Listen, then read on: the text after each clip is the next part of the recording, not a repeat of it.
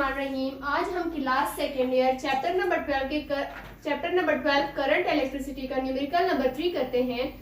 Numerical number 3 है हमारे पास, a metal rod is 4 metre long and 6 millimetre in diameter.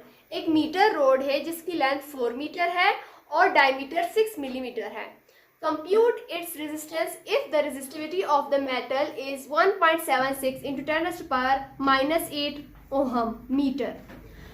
Resistance हम लोगों ने फाइंड आउट करना है जिसकी resistivity 1.76 into 10 raised to power minus 8 ohm metre है। तो सबसे पहले हम लोग डेटा नोट करते हैं।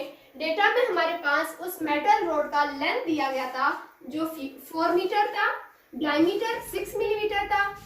हम जानते हैं कि डायमीटर का जो यूनिट है वो मीटर है, यहाँ पे मिलीमीटर दिया गया है तो हम लोग मिली को 10 raised to power minus 3 में कन्वर्ट कर देंगे, यानी हमारे पास diameter 6 into 10 raised to power minus 3 metre बन जाता है।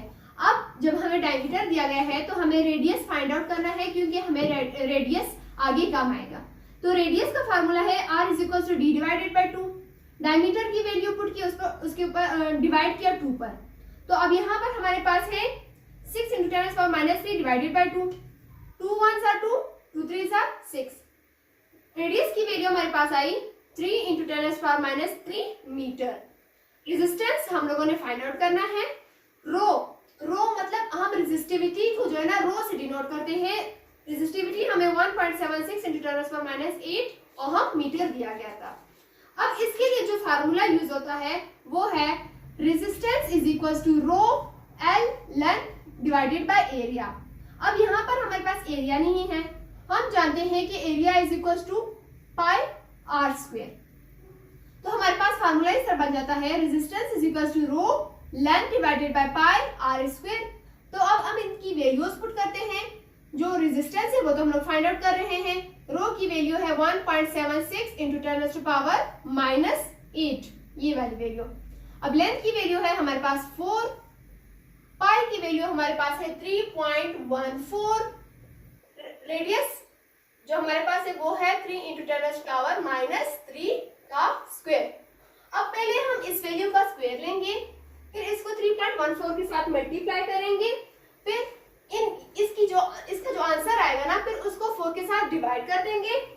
अभी जो 4 के साथ भी डिवाइड कर लिया और इसकी वैल्यू आ गई तो अब फिर हम इसको 1.76 into 10 raised to power minus 8 के साथ मल्टीप्लाई करेंगे।